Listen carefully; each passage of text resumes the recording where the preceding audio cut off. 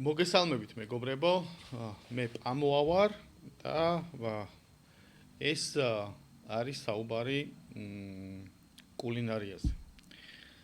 რა თქმა უნდა, შემოგთავაზებთ როგორც კულინარიულ კონტენტს, ისე ფსიქოლოგიურს და ასევე რელიგიურს, რაც მე მაინტერესებს, როგორც ვთქვი, და მათ შორის პოდკასტებს და ასე შემდეგ. ვინაიდან პროფესიით მზარეული ვარ, ეს სფერო კარგად მესმის და შემოგთავაზებთ ამ მიმართულებით ლექციებსაც. რამოდენიმე ვიდეო მიდევს YouTube-ზე, შეგიძლიათ ნახოთ და დღევანდელი თემა შეეხება რა თქმა უნდა ნიშნულოვან საკითხს კულინარიაში, ეს არის соусები, დიპები და დრესინგები და ზოგადად ეს მიმართულება. ასე ვთქვათ, დამხმარე პროდუქცია მთავარი კერძის. და ისეთი დამხმარე, რომლის გარეშეც კერძი ვერ იარსებებს. და მოდი მივყვეთ რა არის ახლა ესა რა. არსებობს соусები, რომლებიც და რა არის соуსი, ხო? соуსი არის რაღაცა კერძზე მისადევნებელი, მაგალითად, ცხელ კერძს რო მიაყოლებ გვერდით, ხო? რატო ვამბობ ახლა ამას? იმიტომ რომ დრესინგში ერევა ხოლმე ბევრს და რო გაიმიჯნოს. соуსი არის კერძზე მისადევნებელი ბლანტი, ოდნავ თხევადი მასა, არა სქელი, არა თხელი, ხო? უნდა იყოს ბლანტი მასა. როგორც წესი. ანუ სტრუქტურას გულისხმობ. და соусებში ჩვენ გვხვდება ყველაზე გავრცელებული 5 დედა соуსი. დაფაზე წერია, ქვევით ნახეთ. და ეს 5 დედა соуსი რა არის? შეხედე. 5 დედა соуსი არის соусების საბაზისო ჩამონათვალი, რომლებისგანაც შემდეგ სხვა соусებიც მზადდება. ანუ დედა მაგიტო ქვია, მერე შვილები ყავს რა, ანუ გააკეთე რაღაცა соуსი და მაგისგან მერე კიდე რაღაცა соуს აკეთებ. მივხვდი ხო? ამიტომ ქვია დედა соуსები. ეს соуსები არის ჩამოთვლი და თუ მოგინდება მერე ან დასერჩე, ან ChatGPT-ს კითხე, ან ინტერნეტში პირდაპირ ჩაწერ და ნახავ ამ რეცეპტებს რა. ბეშამელის соуსი პირველი, პომიდორის соуსი მეორე, ველუტეს соуსი მესამე, ჰოლანდიური соуსი მეოთხე, ჰოლანდეზეს соуსი იგივე და ესპანიოლის соуსი. ხო?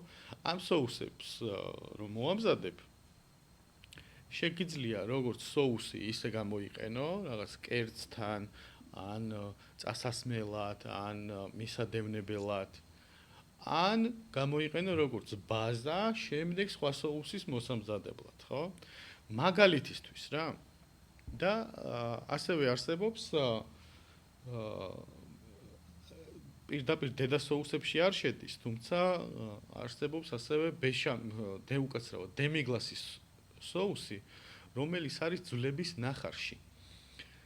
და ეს არის ასე ვთქვათ საბაზისო ესეც соуსი არის, რომელსაც შემდეგ რაღაცებს ამატებ და ხდება სხვა соуსი. მაგალითად, გაქვს დემიგლასის соуსი, კონცენტრირებული სქელი მასა, არის კიდე ჟუ.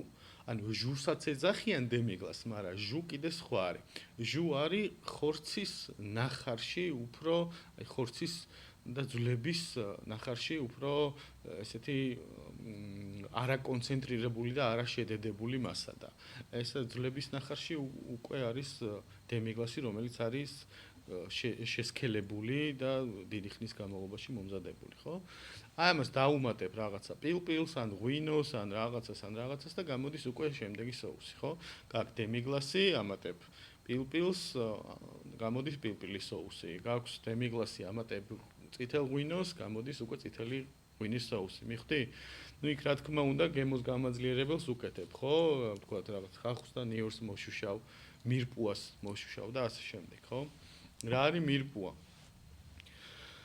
მირპუა არის საფრანგეთში წმინდა სამებასაც ეძახიან, ეს არის სტაფილო, ნიახური და პრასი. აი ეს სამი ბოსტნეული და შეიძლება მაგალითად პრასი შეიცვალოს ხახვით და ნიორით, მიხვდი? და მაგალითად მოშუშო და შემდეგ დაასხა რაღაცა სტოკი იგივე ბულიონი და გამოგივა რაღაცა არომატული ბულიონი, ხო? ან თვითონ ბულიონის მოხარშვის დროს ჩაყარო ეს მირპუა და გამოგივა არომატული ბულიონი. დაუბრუნდები დედა სოუსებს, მაგალითისთვის ავიღოთ ბეშამელის სოუსი. აი რატო არის დედა სოუსი და რატო შეიძლება გახდეს შემდეგ ეს საბაზისო შემდეგი სოუსის მოსამზადებლად, ხო? ბეშამელი არის რუს ბაზაზე მომზადებული სოუსი, ਰੂ არის რა? ცხიმი და ფქვილი. მარტივად რომ ავიღოთ კარაქი და ფქვილი, აი ამ ორ კომბინაციას ეწოდება ਰੂ, ხო? კარაქი დაბალზე უნდა გალღვეს, რა თქმა უნდა, რატომ? იმიტომ რომ კარაქი მაღალ ტემპერატურაზე დაიწვევა აუცილებლად დაახლოებით 60 გრადუს ტემპერატურაზე უნდა გალღვეს, დაეყაროს ფქვილი, მოიხალოს და შემდეგ დაესხას რძე ამ შემთხვევაში, ხო? და იქ ნუ რაღაც სანელებლები არის, ჯაუზი და ასე შემდეგ, ხო? ჯაუზი იგივე მუსკატის კაკალი. და აი ეს ਰੂ რატო არის მნიშვნელოვანი, რომ ეს ვიცოდეთ ფქვილი და კარაქი? იმიტომ რომ შემდეგ აი ამ რუს სხვა რაღაცებშიც იყენებ რა, იგივე თუ მაგალითად დედა სოუსი, მეორე დედა სოუსი, ველუტე ვთქვათ, ხო? ასევე აი ამ რუს იყენებ. თუ ვთქვათ ბეშამელის შემთხვევაში იყო ਰੂ, ანუ ფქვილი და კარაქი და შემდეგ ვასხავ რძეს და გამომდის ბეშამელი, აი ველუტეს შემთხვევაში იყენებ ასევე რუს, ხო? და მაგალითად ნებისმიერ ბულიონს, მაგალითად ქათმის ბულიონს, სტოკი იგივე, ხო? ან საქონლის ბულიონს, სოკოს ბულიონს, ნებისმიერი ბოსტნეულის ბულიონს, თევზის, ზღვის პროდუქტების და გამოდის უკვე შესაბამისი ველუტეს სოუსი. მიხვდი? მაგალითად აიღე თევზის ბულიონი, კალმახის ან ორაგულის ძვლები მოხარშე, გაუკეთე მირპუა, ბოსტნეული, თქვათ შეიძლება დაფნის ფოთოლიც, გაითვალისწინეთ დაფნის ფოთოლი აუცილებლად ამოიღეთ, დიდი ხანი არ ჩატოვოთ ბულიონში, იმიტომ რომ გემოსუშებს და გამოიყენეთ აუცილებლად ხმელი. აი ამ ველუტეს დაასხით, აი ამ რუს დაასხით უკვე ეს ბულიონი, გამოვიდა ველუტეს სოუსი, უკვე კონკრეტული ველუტეს სოუსი, ხო? თევზის მაგალითად. და ნუ აუცილებელია ფქვილი ჯერ მოიხალოს და მერე დადუღდეს, რომ მომზადდეს და სიმწარე დაკარგოს. და დაუბრუნდები ბეშამელს ისევ. რაც შეეხება ბეშამელის სოუსს, მე უკვე მაქვს მომზადებული ბეშამელი, ਰੂ, რძე, სანელებელი, ჯაუზი, პილპილი, მარილი და ეს შემიძლია გამოვიყენოს სხვადასხვა სოუსებში, ხო? უბრალოდ სხვადასხვა კერძებში, მაგალითად, ლაზანიას ფირფიტებს გადაუსვა და გამოვაცხო, ხო? და ბევრი მუსაკა და სხვა კერძები. და მე უკვე მაქვს ეს დედა სოუსი, რომელიც შემიძლია კიდე სხვა სოუსს ამ სოუსით სხვა სოუსი გავაკეთო. მორნე სოუსი მაგალითად, დავამატებ ყველს, კვერცხის გულს და უკვე არის მორნე სოუსი. ან ნებისმიერი სხვა ყველის სოუსი. ან მაგალითად 4 ყველის სოუსი, როგორ მზადება. მე მაქვს დედა სოუსი, ბეშამელი, ის სხვანაირად შეიძლება მომზადო, მაგრამ ესე მარტივი არის. მაქვს უკვე ბაზა, უკვე კონცენტრირებული გემონური თვისებებით, კონსისტენციით, ვამატებ 4 ყველს და უკვე მაქვს 4 ყველის სოუსი, ხო? შეიძლება დაამატო ვთქვათ 3 ყველი და ასე შემდეგ. თუ ამატებ ობიან ყველს, როკფორს ან კამამბერს კი არა და გორგონძოლას, ხო, ამ შემთხვევაში ცოტა ნაკლებს გავუკეთებ ობიან ყველს, რომ სიმძაფრე ნაკლები გქონდეს. აი ეს არის მოკლედ რო ვთქვათ სოუსები და ამ სოუსებს იყენებ როგორც აღნიშნე, ძირითადად ცხელი კერძების მისადევნებლად, ხო? ეხლა გადავიდეთ უფრო ცივ კერძებზე. და აქ ძალიან მნიშვნელოვან რაღაცას აგიხსნით ეხლა პრინციპს და აი ამ პრინციპს რო გაიგებ, ჩათვალე რომ უკვე გესმის რა ხდება შიგნით სალათის დრესინგში. იმიტომ რომ ცივ კერძებში, ანუ სალათებში და ცივ კერძებში ზოგადად, მაგრამ კონკრეტულად სალათებში აუცილებელი ინგრედიენტი არის დრესინგი.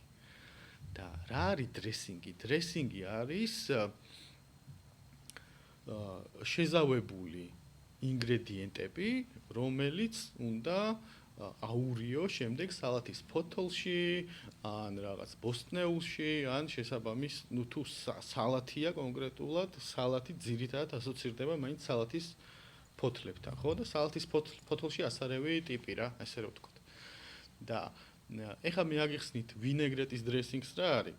და ვინეგრეტის დრესინგი ჩავშალოთ გემოვნური თვისებებით და შენ უკვე გაიგებ იმ პრინციპს, თუ როგორ შემილია მე აი ამ ვინეგრეტის საბაზისო დრესინგით ავდგე და სხვა დრესინგები გავაკეთო, ან გარდა უქმნა ეს, ან აი ამ პრინციპით მილიარდი დრესინგი მოვიფიქრო. უკვე შენ შეგიძლია ფანტაზია გახსნა, მიხვდი? დავიწყე, რა არის ვინეგრეტის დრესინგი? სულ უნდა 5 თუ 6 ინგრედიენტი რა. ძირითადი ინგრედიენტი არის ზეთი. ჩვენ შემთხვევაში extra virgin olive oil-ი, ხო? მეორე ინგრედიენტი არის ძმარი, მაგალითად ღვინის ძმარი. მეორე ინგრედიენტი. მესამე ინგრედიენტი არის მდოგვი. ჩვენ შემთხვევაში დიჟონის მდოგვი და პლუს ორი ინგრედიენტი. და პლუს მესამე მარილი, შაქარი და პილპილი, ხო? ანუ სამი გემოს მიმცემი და მარილი გემოს გამაძლიერებელი. ეხლა აქ კეთდება რა? ემულსია. ემულსია ნიშნავს რას ამ შემთხვევაში? ვიწყებთ მდოგვით და ძმარით, მაგალითად 1 კოვზი დიჟონის მდოგვი აიღე და ძმარი დაასხი, ცოტა ის 1 კოვზი ან კოვზნახევარი და ხელის ათქოფელათი თქვიფავ. და შემდეგ უკვე ნელ-ნელა ამატებ ზეითუნის ზეთს და უკვე რო თქვიფავ და ზეთს ამატებ, ამოდის როგორც ემულსიასავით ხდება.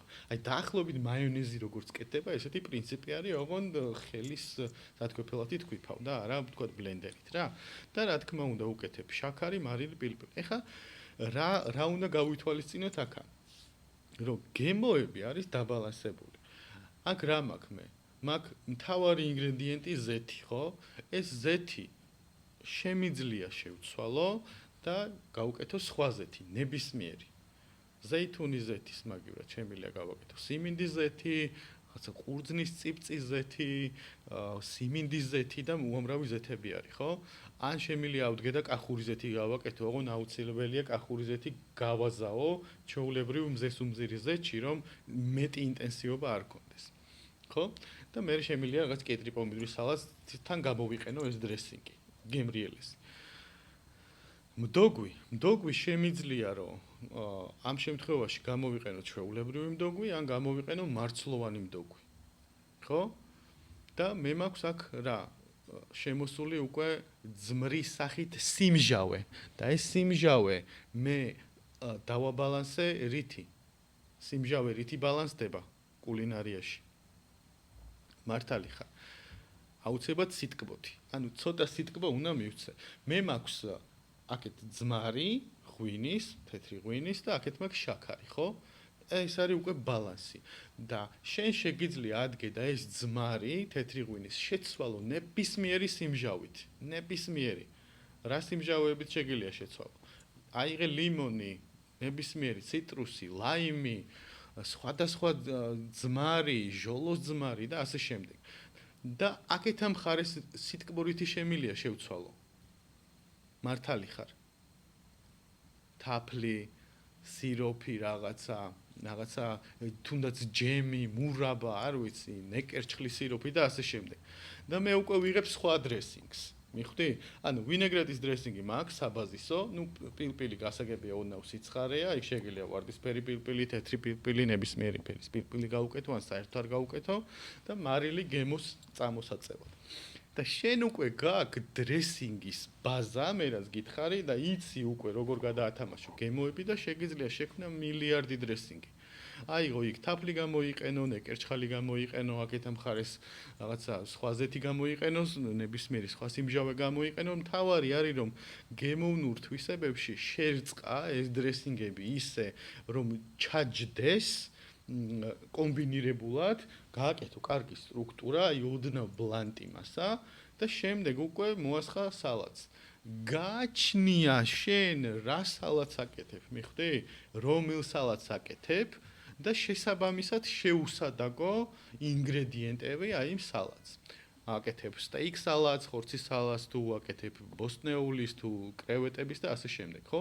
გასაგებია დაახლოებით პრინციპი, ხო? თუ აკეთებ რაღაცა კრევეტების სალათს, ამოვიღებ ამ ძმარს, ჩავსავ ლაიმს, ძალიან უხდება მაგალითად და ცოტა სიფრეშეს მივცემ. და რაღაცა შეიძლება სიტკბოთი შემოვიყვანო, რაღაცა კენკრის ჯემი ჩავამატო და ისეთი დრესინგი გავაკეთო. ეს ეხლა შენ თუ კარგად გაიგე, ჩათვალე რომ შენ უკვე იცი აი ეს გასაღები, რითიც შენ შეგიძლია მაგარი დრესინგი შექმნა და მაგარი სალათი გააკეთო. მიხვდი ხო? აი, გადავიდეთ ეხლა შემდეგ თემაზე. რა მქონდა შემდეგი? აჰა. დიპი და სალსა. რა არის დიპი? დიპი არის სკელი соуსი. აი ხო ვთქვით соуსები რა იყო, ხო? მაგალითად ბეშამელი ან პომიდორის соуსი, ხო? დედა соуსები. აი მაგალითად ტყემალის соуსი არის რა და ქართულ ინგრედიენტებს რო შევეხოთ და დიპი აი სკელი соуსი არის. აი მაგალითად ბაჟე, აი სკელი ბაჟე, სადაც უნდა ჩააწო რაღაცა და შეჭამო, არის დიპი. აი ესე ქვია რა, დიპი. და ჰუმუსი, ყველაზე ცნობილი დიპი საქართველოში და არა მხოლოდ, ჰუმუსი რა არის? მუხუდოსგან მომზადებული დიპი. დაბლენდერებული და რაღაცები ემატება ტახინი და ასე შემდეგ, ხო? ტახინი არის სეზამის პასტა. პასტა არის არა მხოლოდ სპაგეტი, პასტას ვეძახით ასევე რაღაცა დაჩოფერებულ, დაბლენდერებულ მასას, მაგალითად სეზამის პასტა, ანუ სეზამის მარცვლები, დაბლენდერებული, დაჩოფერებული და მიღებული პასტაც არის პასტა და პასტა სპაგეტიც არის პასტა. ხო, იტალიურზე მე კიდე გავაკეთებ. თუ დაგაინტერესებთ იტალიურ სამზარეულოზე, პიცებზე, პასტებზე და ასე შემდეგ, იტალიურ სამზარეულოზე დამიწერეთ კომენტარებში და აუცილებლად გავაკეთებ მაგასაც. და დიპი, ესე იგი რა გამოდის, რომ არის სკელი მასა და რაღაცა უნდა, აი გვაკამოლე მაგალითად, ხო? რაღაცა ავოკადო დაჭყლეტილი, რომ რაღაცა უნდა ამოავლო ან ბოსტნეული ან ნაჩოსი ან რაღაცა, ეს არის დიპი. რომ განსაზღვრება ვიცოდეთ რა. ეხლა აქ რა უნდა გაითვალისწინო? მთავარია კონსისტენცია გაითვალისწინო და გემოვნური თვისებები შეახამო და გვერდზე მიადევნო ისეთი პროდუქცია, რაც მას შეესაბამება, ხო? რას აყოლებენ იმას ჰუმუსს, ხო? რაღაცა ბოსტნეულს, რატო? იმიტომ რომ გემოვნური თვისება კარგად ჯდება, ხო? იმიტომ არის ტახინი, არის მუხუდო შიგნით და კიტრი და სტაფილო უხდება და გემოვნურ თვისებებში კარგად ჯდება და თან არის ვეგანური სრულიად. განმარტება აქვე ვეგანური და ვეგეტარიანული რა არის? ვეგანური რაც არის, მასში არ შედის რძის პროდუქტები. ხო, ვინც არის ის მეგობრებო და ვეგეტარიანული რაც არის, მასში რძის პროდუქტები შედის. ხორცი გასაგებია რომ არც ერთში არ შედის. ანუ ვეგანური ყველის და რძის პროდუქტების გარეშე არის რა. მაგიტო არის რომ ტახინზე ვთქვი არის ვეგანური. ხო? აი მაგალითად გებჟალია არის ვეგეტარიანული. გასაგებია. ოკეი, და შემდეგი გვაქვს სალსა, რაც აქ ჩამოვწერე დაფაზე. სალსა არის რა? წვრილად დაჭრილი ბოსტნეული, რომელიც ასევე შემიძლია მე რაღაცა ან ნაჩოსი ან ჩიფსივით ავიღო ამოვაწო და მივირთვა, ან რაღაცაზე, როგორც ბრუსკეტაზე, ესე წაუსვა და რაღაცა პურზე წაუსვა ან ასე შემდეგ. ანუ წვრილად დაჭრილი ბოსტნეული იქნება ეს თუ მწვანილი თუ რაღაცა ეს, ხო? აი კლასიკურ სალსას მაგალითად ეძახიან პომიდორის სალსას, ხო? პომიდორი დაჭრილი და შეზავებული ზეითუნის ზეთით და ასე შემდეგ. და ეს ეხა რადგან соуსები და დიპები განვიხილე, სალსას ჩავსვი, რომ უბრალოდ ინფორმაცია გქონდეთ. ხო, მე მგონი დღეისთვის საკმარისი არის. მადევნეთ თვალი, ჩემი YouTube არხი გამოიწერეთ და დამიწერეთ კომენტარებში, რომ კიდე რა თემებზე გინდათ რომ ჩავწერო ვიდეო. მე ხო ვინც არ მიცნობს 19 წელია უკვე ვარ შეფი, ძალიან კარგად მესმის ეს ანუ საფუძვლებში მესმის შიგნიდან რა ხდება, ზოგადად ანუ კერძში და კულინარიაში და ამ თემებსაც აუცილებლად განვიხილავ. მე მაქვს კიდე სხვა ინტერესები და ვინც ჩემს გამოყვება, აქ შეგიძლიათ რომ როგორც კულინარიაზე გაიგოთ, ისე სრულიად გასტრონომიაზე და ჰორეკა სექტორზე და ასევე გაიგოთ უფრო მეტი რელიგიაზე და უფრო მეტი გაიგოთ ფსიქოლოგიაზე, ასე რომ აუცილებლად თუ შენ მოგწონს ჩემი კონტენტი და რაღაცა მაინც გაიგე და გაიაზრე, ეხლა რასაც გეუბნები და რაღაცაში გამოიყენე, უბრალოდ ერთი თხოვნა მაქვს, რომ გააზიარე ჩემი ვიდეო შენ სოციალურ ქსელში, ან Facebook-ზე, Instagram-ზე ან სადმე რა, გააზიარე, რომ რაც შეიძლება მეტმა ადამიანმა ნახოს. იმიტომ რომ სასარგებლო რაღაცას ვაკეთებ. მიყვარხართ და დროებით შევხვდებით შემდეგ ვიდეოში.